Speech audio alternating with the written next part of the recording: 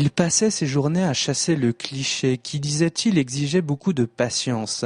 Les femmes, un de ses sujets favoris.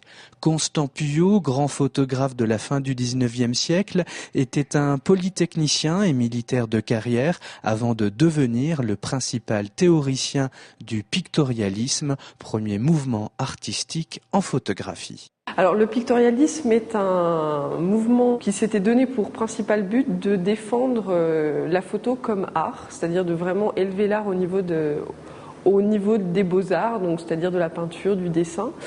Et pour ce faire, en fait, ils ont opté pour des techniques qui rendaient les photos proches justement du dessin et de la peinture. C'est pour ça qu'on a appelé ça le pictorialisme, puisque dans le pictorialisme, il y a picto, donc la référence à la peinture. Ce Breton, issu de la bourgeoisie morlaisienne, grandit dans un milieu ouvert aux arts. Son père, négociant, est à la fois maire de Morlaix et peintre.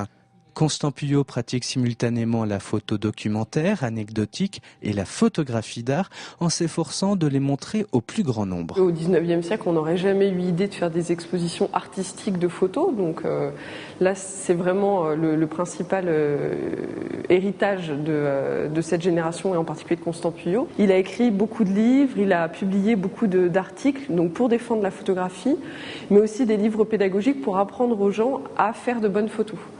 Donc, ce qui était très nouveau à l'époque. Constant Puyot fixe les moments plus ou moins importants qui ponctuent sa vie.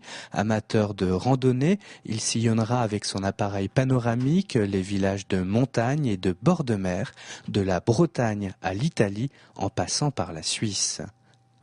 Un idéaliste au temps de l'impressionnisme est une exposition issue d'une œuvre encore peu connue à découvrir au cœur de la Roche-sur-Yon.